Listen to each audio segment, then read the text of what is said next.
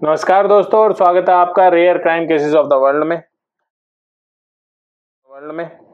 आज जो स्टोरी है ना उसको सुनने के बाद आपका परिवार से भरोसा थोड़ा सा उठ जाएगा और परफेक्ट फैमिली की जो इमेज आपने बना रखी है दिमाग में वो तो बिल्कुल शैटर्ड, मतलब कि टुकड़े टुकड़े हो जाएगी। अब एक इमेजिन करके देखो, ठीक है। इमेजिन करो एक शहर है केरला में, कोझिकोडे। केरला एक सबसे ज्यादा, मतलब कि पूरे ऑल ओवर इंडिया में सबसे ज्यादा एजुकेटेड लोग वहीं पर ही रहते हैं। हाई लिटरेसी रेट है, प्रोग्रेसिव लोग हैं और सुंदर, बहुत सुंदर इलाका है। लोग मतलब कि बाहर की कंट्रियों से भी देखने के लिए आते हैं, मतलब कि बहुत बहुत ज्यादा सुंदर एरिया है। और उस शहर में एक छोटा सा शांत कस्बा था, ठीक है, कोडाथाई। कोडाथाई, ठीक है। यहां रहता था एक परिवार जिसका नाम था पुन्नामत्तम फैमिली, ठीक है। वेल रिस्पेक्टेड थी, अमीर फैमिली थी। ऐसी फैमिली जो जिसको ऑलमोस्ट सब जानते थे उस गांव में, ठीक है। और उस फैमिली की एक परफेक्ट बहू थी जिसका नाम था जॉली जोसेफ, ठीक है। यानी कि काफी धार्मिक थी, बहुत ज्यादा धार्मिक थी, फ्रेंडली थी, सबकी मदद करने वाली थी। और तो और एक प्रेस्टिजियस कॉलेज जो NIT कालीकट है, ऑलमोस्ट सबने नाम सुना होगा, उसमें एक प्रोफेसर भी थी। एक ऐसी इमेज कि कोई उन पर उंगली उंगली तक ना उठा सके, इतनी परफेक्ट इमेज। लेकिन दोस्तों इस परफेक्ट इमेज के पीछे छुपा था एक ऐसा राज जिसने 14 साल में इस हंसते खेलते परिवार के 6 लोगों को मौत के घाट उतार दिया। एक के बाद एक नेचुरल लगने वाली मौतें हुई, ठीक है। और इन सब के पीछे सिर्फ एक नाम था, जॉली जोसेफ। ये कहानी है एक फरेब की, लालच की, ठंडे दिमाग से किए हुए मर्डर्स की। ये कहानी है कोडाथाई साइनाइड मर्डर्स की। तो कुर्सी की पेटी बांध लीजिए, because this is going to be long and very very very dark ride. Let's start from the beginning. शुरुआत से शुरू करते हैं। तो दोस्तों कहानी शुरू होती है पुनमत्थम फैमिली से। उस फैमिली के जो हेड थे वो रिटायर्ड गवर्नमेंट एम्प्लॉय थे जिनका नाम था टॉम थॉमस। उनकी एक वाइफ थी, उस वाइफ का नाम था अन्नामा थॉमस, जो एक रिटायर्ड टीचर थी। इलाके में उनकी काफ़ी रिस्पेक्ट थी। जैसे आप अगर सोसाइटी सोचोगे तो जैसे मुंबई हो गई, बेंगलोर हो गया या दिल्ली हो गई, तो उसमें आप अपने ऑलमोस्ट पड़ोसी का नाम तक नहीं जानते कि कौन रहता है, कब आता है, कब जाता है। लेकिन ऐसा केरला वगैरह की मोस्टली सिटीज वगैरह में तो फिर भी होता होगा, लेकिन गांव वगैरह में नहीं होता। वहां पर फैमिली वेल कनेक्टेड होती हैं, एक दूसरे से बातचीत करती हैं, पूरा परिवार टाइप का रहता है, ऑलमोस्ट खाने पे बुलाया जाता है। तो उसके अंदर जो अन्नमा थॉमस थी उसकी बहुत रिस्पेक्ट, काफी रिस्पेक्ट थी, ठीक है ना। लोग मानते थे कि हाँ बहुत अच्छी लेडी है। तो साल था 1997 जब उनके बेटे रॉय थॉमस की शादी जॉली से हो जाती है। जॉली एक आम एग्रीकल्चर फैमिली की से थी, लेकिन पुनमत्थम जो फैमिली थी उसमें ऐसे घुल मिल गई थी जैसे हमेशा ही यहीं की हो। सबसे बना के रखती थी, स्पेशली अपनी सास से जो अन्नमा थी उनसे काफ़ी अच्छी बनती थी। एक आइडियल डॉटर इन लॉ, एक परफेक्ट बहू की इमेज उसने बना ली थी और उसको कोई भी नहीं तोड़ सकता था। लेकिन ये जो परफेक्ट इमेज थी, इसकी जो फाउंडेशन थी वो एक बहुत बड़े झूठ के ऊपर टिकी हुई थी।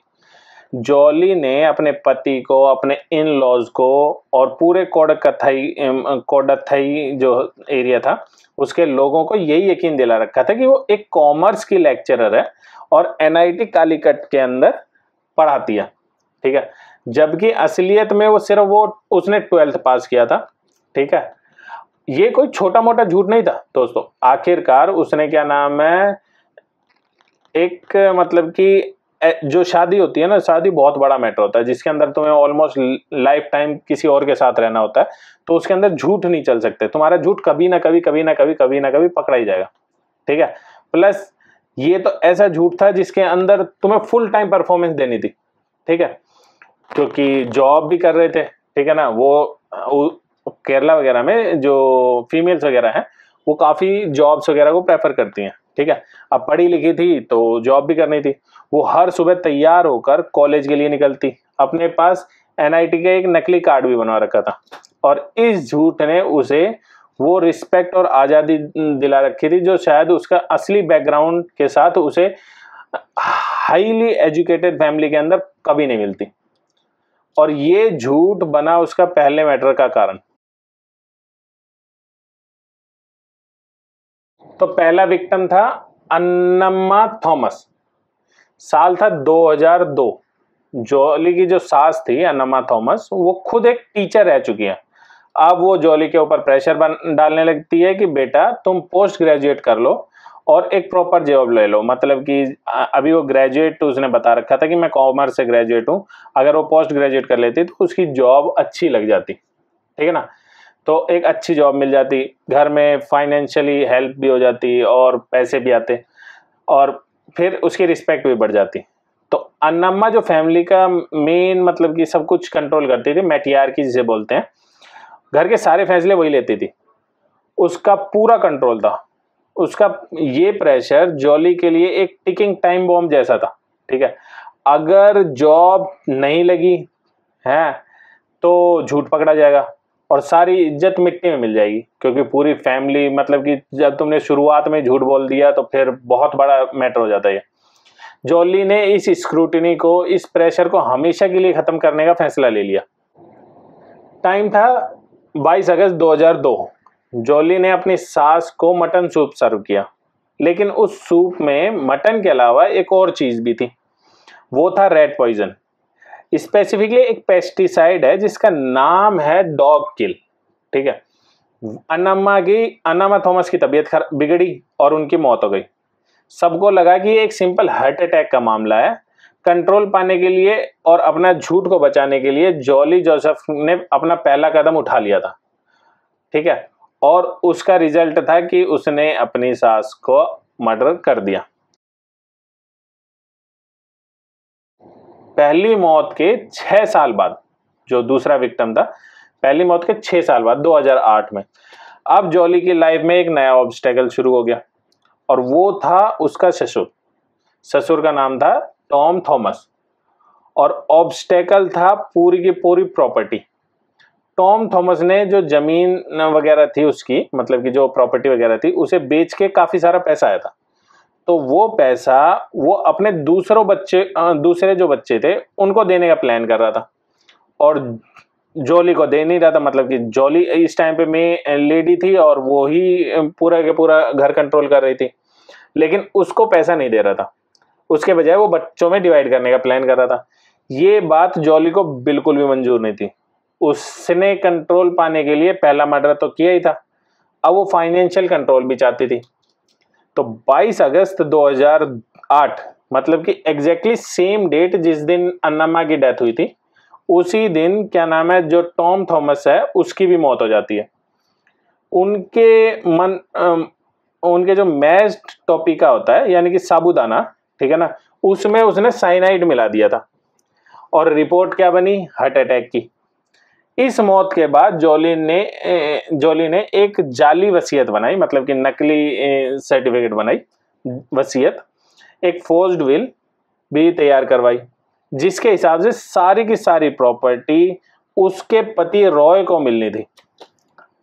एक झूठ को बचाने के लिए जो शुरू हुआ सफर अब लालच के रास्ते पे चल पड़ा था। अब नंबर आता है तीसरे विक्टिम का। तीसरा विक्टिम था रॉय थॉमस। रॉय थॉमस जो उसका हस्बैंड था, वही साल 2011, मतलब कि 2008 में एक उसके ससुर की डेथ हुई थी, अब 2011 मतलब कि 3 साल बाद, ठीक है। अब निशाने पर था जॉली का अपना पति रॉय थॉमस। रॉय का अचानक से मरना बहुत जरूरी था, क्योंकि जॉली के लिए उसका मरना कुछ ज़्यादा ही ज़रूरी था। इसके पीछे उसका मोटिव था पहला कि रॉय जो था वो एक बेरोजगार आदमी था, शराबी भी था, दारू वगैरह पीता था, और वो जॉली की एक जो सक्सेसफुल प्रोफेसर वाली इमेज थी ना, उस पे एक काला धब्बा, मतलब कि ब्लैक डॉट के हिसाब से था वो। और दूसरा रीजन था, जॉली जो रॉय है उसका एक कजन था, सजू जचारियस, ठीक है ना। उससे जो जॉली है वो शादी करना चाहती थी, जो उस रॉय के कजन से, ठीक है। सजू एक स्कूल टीचर था और स्टेबल जॉब थी, एक अच्छा लाइफस्टाइल था जो कि उस मतलब कि जॉली की करंट लाइफस्टाइल से अपग्रेड था।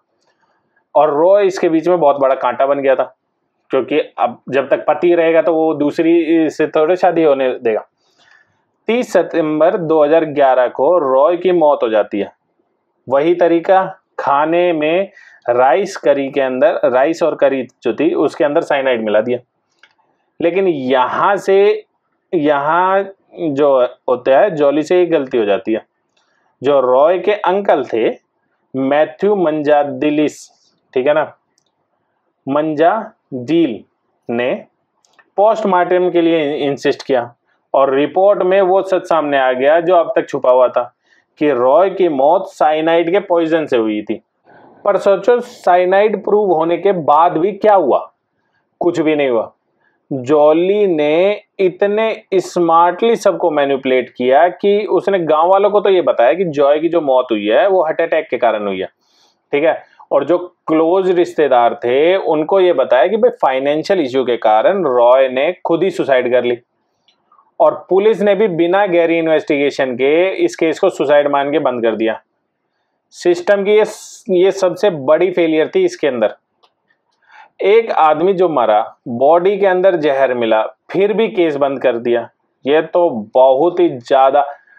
पुलिस का भी ये होता है कि मतलब कि अगर वो केस जल्दी क्लोज कर देती है, क्लोजर की तरफ चली जाती है, तो उनके थोड़ी मतलब कि जो उसमें होता है ना प्रमोशन में, उसमें थोड़ी हेल्प होती है कि हाँ भाई तुमने केस एक हिसाब से सॉल्व कर लिया, उन्होंने केस क्लोज का मतलब सॉल्व हो गया, ठीक है ना।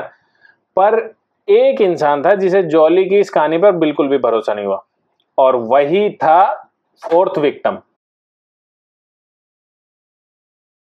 मैथ्यू मंजादिल जो रॉय का मामा था। वो एक लौता इंसान था जो बार बार कह रहा था कि भाई रॉय की मौत की ठीक से जांच होनी चाहिए। वो सेकंड पोस्टमार्टम के लिए बहुत जोर डाल रहा था, और वो जॉली के लिए एक डायरेक्ट थ्रेट बन गया था। एक ऐसा थ्रेट जो उसके पूरे के पूरे जो उसने साम्राज्य बनाया था ना झूठ का, है ना, उसके 9 साल के झूठ, 2 मर्डर, सब कुछ एक्सपोज कर सकता था। तो भाई थ्रेट को एलिमिनेट भी करना पड़ता है, ठीक है, और उसने वही प्लान किया। 24 फरवरी 2014 को मैथ्यू मंजादिल जो उसके रॉय के मामा थे, वो जॉली के घर पे जाते हैं, ठीक है। जॉली ने उन्हें विस्की ऑफर की और उस विस्की में मिलाया गया था साइनाइड।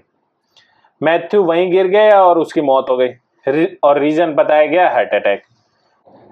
जॉली ने अपने रास्ते का सबसे बड़ा कांटा हटा दिया। अब वो आजाद थी और अपने अगले प्लान के लिए बिल्कुल तैयार थी। अब भाई नया प्लान क्या हो सकता है, ठीक है। लेकिन जॉली ने सब कुछ पहले से प्लान कर रखा था और उसका सब कुछ मोटिव जो था वो क्लियर था। तो दोस्तों अब जॉली का नया मिशन जो था वो क्लियर था, सज्जू जचारिस से शादी करना। लेकिन सज्जू उसके मरे हुए पति रॉय का कजन तो था ही, एक रिस्पेक्टेबल स्कूल टीचर भी था। बट एज ऑलवेज, जैसे हमेशा होता है, ठीक है ना, उसके साथ एक प्रॉब्लम थी। एक्चुअली 2 प्रॉब्लम्स थी। सज्जू ऑलरेडी शादीशुदा था और उसकी एक पत्नी भी थी जिसका नाम था सिली, और उसकी एक 2 साल की बेटी भी थी अल्फाइन, ठीक है। जॉली के लिए ये 2 लोग सिर्फ ऑब्स्टेकल ही थे, ठीक है, रास्ते के पत्थर थे जिन्हें हटाना मतलब कि शादी के लिए बहुत ज्यादा जरूरी था। अब 5वां विक्टिम जो है अल्फाइन सज्जू। सोचो, एक 2 साल की बच्ची, क्या बिगाड़ा होगा उसने किसी का, ठीक है। लेकिन जॉली के लिए अल्फाइन एक फ्यूचर बर्डन थी। मतलब अगर वो उसकी वाइफ को मर्डर कर देती ठीक है ना, तो भी तो वो शादी कर सकती थी, चांसेस थे शादी होने के, लेकिन उसने फ्यूचर बर्डन के तौर पे अल्फाइन को भी हटाना ठीक ही समझा। 3 मई 2014 को एक फैमिली फंक्शन था और सब लोग आपस में मिलजुल के बातचीत कर रहे थे। जॉली ने 2 साल की अल्फाइन को एक ब्रेड का टुकड़ा खिलाया, ठीक है, और उस ब्रेड पे लगा था साइनाइड। बच्ची की तबीयत बिगड़ी और उसकी सांस रुकने लगी और उसकी वहीं पर मौत हो गई। सबको क्या बताया गया कि खाना उसके गले में अटक गया था, जो चौक होने के कारण उसकी वहीं पे डेथ होगी। किसी ने इस ट्रेजिडी पे कोई सवाल नहीं उठाया। एक और मौत और एक परफेक्ट कवर अप, ठीक है। अब बचा था सिर्फ एक लास्ट जो था वो, और वो था उसका छठा विक्टिम, जो है सिली सजू। अब सजू और जॉली के बीच में सिर्फ एक ही इंसान बचा था, जो कि सजू की पत्नी थी, सिली। 11 जनवरी 2016 को सिली अपना दांत निकलवाने के इलाज के लिए, ठीक है ना, एक डेंटल क्लिनिक जाती है। जॉली भी उसके साथ जाती है, एज हेल्प के लिए मोस्टली चले जाते हैं कि क्यों ना, क्योंकि दांत निकलवाना थोड़ा मतलब कि दर्द का होता है, तो उसमें चले जाते हैं। वहां जॉली ने सिली को एक मशरूम कैप्सूल दिया, ठीक है ना, और पानी दे दिया। उसे लगा कि उसे ये जो कैप्सूल है ये डॉक्टर ने दिया है, ठीक है ना, और उसने पानी के साथ उसे ले लिया। पर उस कैप्सूल में क्या था? उस कैप्सूल में था साइनाइड। सिली वहीं क्लिनिक के अंदर ही गिर गई है और उसकी भी मौत हो गई। और cause of death heart attack. अरे एक फैमिली में 6 बंदों के हार्ट अटैक से कैसे मौत हो सकती है? नहीं, एक तो सुसाइड वाला दिखलाया था, लेकिन 6 बंदों की मौत हो गई।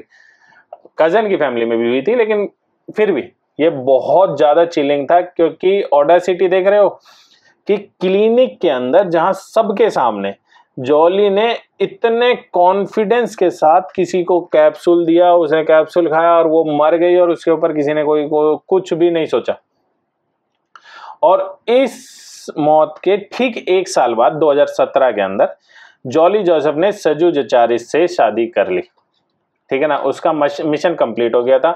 उसने 14 साल में 6 लोगों को मारा, ठीक है, और अपनी सास को कंट्रोल के लिए मारा था। ससुर को उसने अपनी प्रॉपर्टी के लिए मारा था। पति को उसने आजादी के लिए मारा था, और पति के मामा को उसे सच जो इन सब मौतों का था वो दबाने के लिए मारा। और आखिर में एक नई लाइफ के लिए एक माँ और एक 2 साल की बच्ची को भी मार दिया, ठीक है।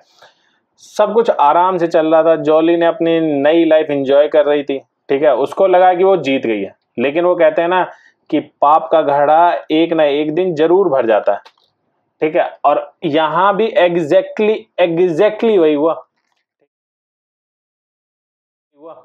ठीक है ना।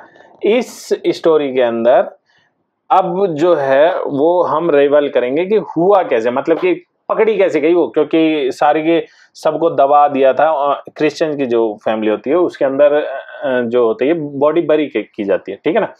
दोस्तों, हर क्राइम में जैसे एक हीरो होता है ना, इस स्टोरी के अंदर भी हीरो था, लेकिन वो पुलिस नहीं थी, बल्कि फैमिली के 2 लोग बचे थे, वो थे रॉय थॉमस, जो मतलब कि इसका जॉली का पहले हस्बैंड है, उसके थे भाई बहन, ठीक है।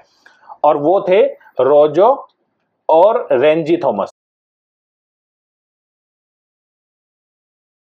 रोजो जो कि अमेरिका में रहता था और रेंजी जो इंडिया में रहती थी। उन्हें हमेशा से इन मौतों पे बहुत शक था। आखिरकार यार 5 लोगों के अंदर से 6 लोगों की डेथ हुई है, उन 6 में से 5 लोग हार्ट अटैक से मर गए। कैसे हो 5 भी नहीं, उसमें से 4 लोगों पे हार्ट अटैक का नाम लगाया था। एक सुसाइड का लगाया था और एक के गले में फंसने वाला बताया था, ठीक है ना। उन पे शक था, ठीक है ना। जब बाकी के जो परिवार के लोग थे उन्हें फैमिली ऑनर और बदनामी के डर से चुप थे, हैं, तब ये दोनों अकेले खड़े होकर लड़ रहे थे। टर्निंग पॉइंट आया 2018 में, जब रोजो ने अमेरिका से एक आरटीआई फाइल की, यानी राइट टू इंफॉर्मेशन की जो एप्लीकेशन है वो फाइल की। उसने अपने भाई रॉय थॉमस की 2011 की जो ऑटोप्सी रिपोर्ट थी ना वो मांगी, और उस एक सरकारी डॉक्यूमेंट ने जॉली के 14 साल के जो झूठ था उसके किले को हिला के रख दिया। उस रिपोर्ट में 2 ऐसी बातें थी जिसे जॉली का झूठ साबित हो गया। ठीक है, पहली रिपोर्ट में साफ साफ कंफर्म किया गया था कि रॉय की जो मौत हुई थी ना, वो साइनाइड के जहर से हुई थी। ठीक है, ये वो सच था जिसे जॉली ने हार्ट अटैक और सुसाइड की कहानियों से छुपाया हुआ था। और दूसरी, और ये एक बहुत इंपॉर्टेंट है, ठीक है, वो है कि रिपोर्ट में लिखा हुआ था कि रॉय के जो पेट में मौत के टाइम पे राइस और चने की जो करी थी वो थी, जो उसने रात को करीब 8:30 बजे के करीब खाई थी। ठीक है ना, जबकि जॉली ने सबको बताया था कि रॉय ने 3:30 बजे के बाद कुछ भी नहीं खाया था। ये सीधा सीधा झूठ था और रिपोर्ट्स के अंदर था। ठीक है, रोजो के पास अब एक कंक्रीट एविडेंस था, एक ऑटोप्सी रिपोर्ट थी और जॉली की जली हुई वसीयत थी। ठीक है, इन सबूतों के साथ उसने पुलिस में एक फॉर्मल कंप्लेंट फाइल कर दी। तो इसके बाद क्या हुआ, आखिरकार आधी अधूरी नींद में सोया हुआ सिस्टम फाइनली जाग गया। ठीक है ना, तो इसको जो केस की कमांड जो थे हैं कोझिकोडे रूरल के जो एसपी थे केजी सिमन उनके हाथ में गई। उन्होंने इसको गंभीरता से लेते हुए, ठीक है ना, इस केस को एक स्पेशल इन्वेस्टिगेशन टीम बनाई। ठीक है ना, और इन्वेस्टिगेशन शुरू की। और सबसे पहले और सबसे ड्रामेटिक स्टेप था, जो लाशें उसके अंदर कब्र के अंदर दफना दी गई हैं उनको निकालना।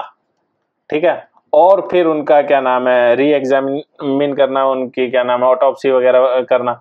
ठीक है, 4 अक्टूबर 2019 को मीडिया के जमावड़े के बीच में 2 अलग अलग चर्चों के कब्रिस्तानों से 6 लोगों की लाशों के अवशेष निकाले गए।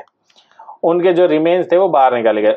ये पूरे देश के लिए एक बहुत शॉकिंग विजुअल था, क्योंकि आखिरकार यार वैसे तो सब देखते हैं कि दफनाते हुए, लेकिन जब हड्डियां बाहर निकलती है तो बहुत बहुत अजीब लगता है। ये पूरे देश के लिए बहुत ज्यादा शॉकिंग था। अब ये केस एक सस्पिशियस डेथ से होमिसाइडल इन्वेस्टिगेशन बन चुका था। उसके जस्ट जिस दिन उनकी डेड बॉडीज वगैरह उसमें से कब्र में से निकाली गई, उसके अगले दिन 5 अक्टूबर 2019 को 14 साल के बाद आखिरकार फाइनली जॉली जोसेफ को अरेस्ट कर लिया गया।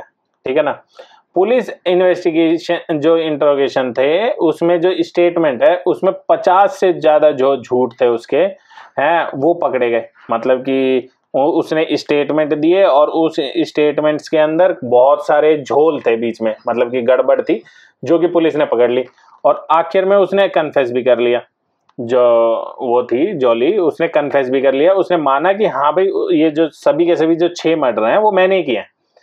और इसमें जॉली अकेली नहीं थी, उसका साथ 2 और लोग भी अरेस्ट हुए।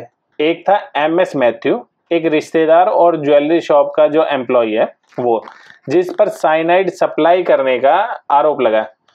वो जॉली का लवर भी बताया जाता है, मतलब कंफर्म नहीं है लेकिन बताया जाता है कि वो जॉली का लवर भी था। ठीक है, और दूसरा है प्राजी कुमार। ठीक है ना, ये एक सुनार था जिसने मैथ्यू को, जो मैथ्यू था उसको साइनाइड ला कर दिया था। और वो भी ला के किस चीज के लिए दिया था कि भाई कुछ पैसों के लिए और दारू के बदले। पर्दाफाश हो चुका था। ठीक है ना, अब था कि क्या होना है। तो सवाल अब उठता है कि भाई जॉली जोसेफ आखिर है कौन, ऐसा क्या चलता है उसके दिमाग में, क्या हुआ। एक्सपर्ट ने जब उसके बिहेवियर को एनालाइज किया तो उन्होंने पाया कि उसके जो ट्रेट्स हैं वो एक क्लासिकल साइकोपैथ जो होते हैं ना उससे मिलते जुलते हैं। पैथोलॉजिकल लाइंग, मतलब कि वो अपनी आदत से मजबूर है कि झूठ बोल ले, मतलब कि ना चाहते हुए भी वो झूठ बोल देगी। ठीक है, एक सुपरफिशियल चार्म जिसे जो सबको मोह लेती है। अरे ये जैसे फिल्म डीसी कॉमिक्स के अंदर जोकर नहीं है, जोकर है वो मतलब कि किसी को भी अपनी बातों से अट्रैक्ट कर सकता है, मतलब कि उस टाइप का चार्म है उसमें। ठीक है ना, वो अपने आप को बहुत बड़ा समझती है और सबसे इंपॉर्टेंट उसके अंदर कोई भी गिल्ट और रिमोर्स नहीं है, उसमें कोई पछतावा नहीं है। ठीक है, एक्सपर्ट साफ कहते हैं कि वो वो कोई ऐसी मेंटल इलनेस से सफर नहीं कर रही कि जिससे उसकी जिम्मेदारी जो है वो कम हो जाए, मतलब कि इस मर्डर के लिए वो कम हो जाए, बल्कि उसके जो क्राइम थे वो बिल्कुल बहुत अच्छे से, बहुत ज्यादा अच्छे से प्लान किए गए थे और कोल्ड ब्लडेड तरीके से उसने एग्जीक्यूट किया था। समझ रहे हो, एक 2 साल की बच्ची को उसने जहर देके पार्टी के बीच में मार डाला।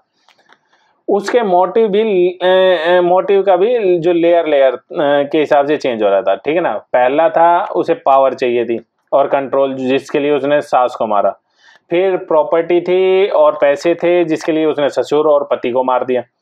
फिर जो चौथा मर्डर हुआ था वो थ्रेट एलिमिनेशन के लिए हुआ था, जो कि पति के जो मामा को मारा था। और आखिर में उसने लस्ट और एक बेहतर लाइफस्टाइल के लिए सिली और अल्फाइन को मार दिया।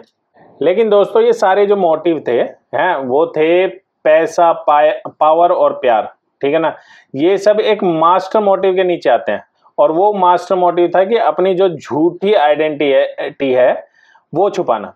प्रोफेसर जॉली जोसेफ का जो किरदार था, जो उसे 14 साल से निभा रही थी, उस किरदार को उसे जिंदा रखना था, ठीक है ना। उसके लिए उसने असली जो लोग थे उनको मारना शुरू कर दिया। ये मर्डर उसकी आइडेंटिटी मेंटेनेंस का एक हिस्सा था, ठीक है। अब बात करते हैं कि ट्रायल क्या हुआ, ठीक है ना। ये एक बहुत कॉम्प्लेक्स लीगल केस है। प्रोसिक्यूशन ने जो है जॉली के खिलाफ 6 अलग अलग मर्डर केस जो है वो लगाए, ठीक है। उनका जो केस है वो चेन ऑफ सर्कमस्टांसेस के बेसिस पे है, ठीक है ना। वो कहते हैं कि ये सारे जो सबूत हैं वो एक साथ जुड़कर देखोगे तो जॉली गिल्टी है, साफ तौर पे साफ नजर आता है। जैसे कि जॉली का हर मर्डर के मौत के टाइम पे वहां मौजूद होना, ठीक है। हर मर्डर के पीछे एक साफ मोटिव होना, और सबसे बड़ा सबूत है रॉय और सिली के रिमेन्स के अंदर साइनाइड का मिलना। लेकिन डिफेंस जो कि एक हाई प्रोफाइल लॉयर है, B.A. अलोर, ठीक है ना, वो उसे लीड कर रहे हैं, उसका केस लीड कर रहे हैं। उनका आर्ग्यूमेंट भी काफी स्ट्रांग है। वो कहते हैं कि बाकी 4 जो विक्टिम्स थे उनके जो बॉडी थी उनके अंदर साइनाइड मिला ही नहीं, ठीक है ना। मतलब कि जब उनकी बॉडी उसमें से निकाली गई कब्रों में से और फॉरेंसिक जांच हुई तो उसमें साइनाइड का कोई ट्रेस नहीं मिला। तो उन 4 मर्डर का क्या प्रूफ है भाई? 2 का तो है, लेकिन 4 का क्या है? और उसके अंदर भी तुम क्या नाम है, डायरेक्ट पूरे की पूरे कंफर्मेशन नहीं दे सकते कि हाँ भाई इसी ने मारा है। प्रोसिक्यूशन इसका जवाब साइंस से देती है, ठीक है ना। वो कहते हैं कि जो साइनाइड है एक वो बहुत ही वॉलेटाइल टाइप का केमिकल है, जो कि बॉडी में और मिट्टी में टाइम के साथ खत्म हो जाता है।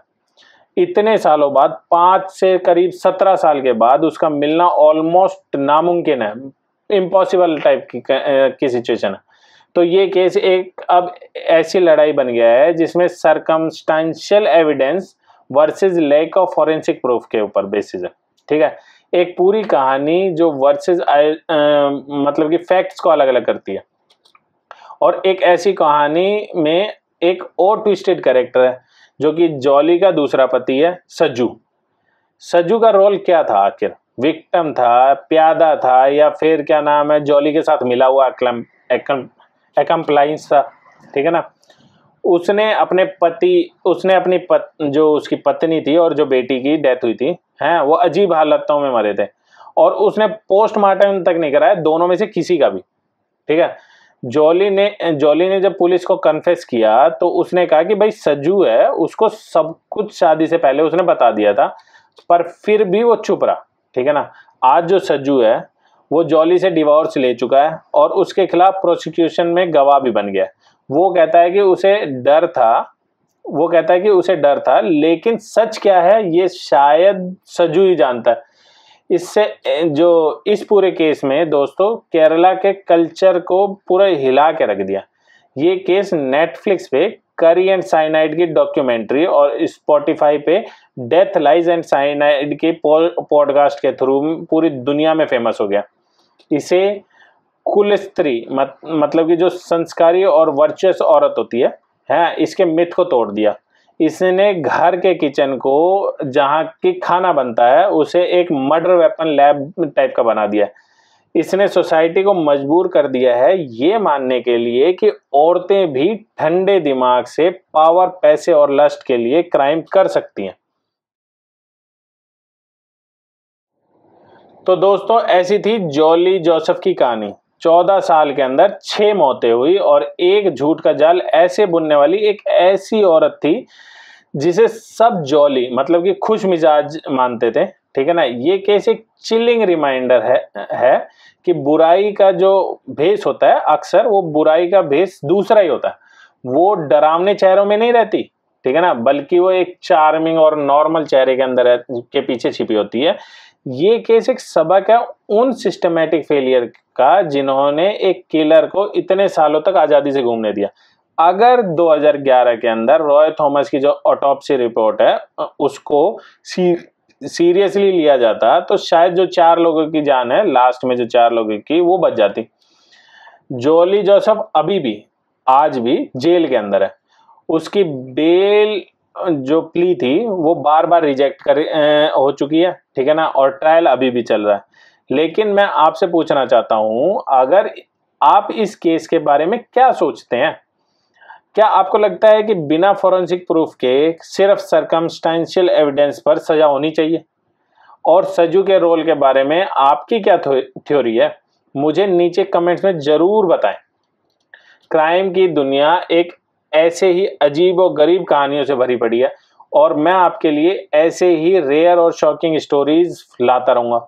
अगर आपको ये डिटेल एनालिसिस पसंद आया हो तो प्लीज इस वीडियो को लाइक करें और अपने दोस्तों के साथ शेयर जरूर करें। जिन दोस्तों को आपको मतलब कि ट्रू क्राइम जैसे इसमें इंटरेस्ट हो।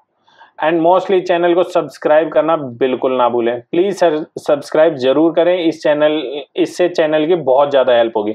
हमने जस्ट स्टार्ट किया है और अभी मेरे सब्सक्राइबर 20 भी नहीं है, ठीक है, तो it will really be helpful.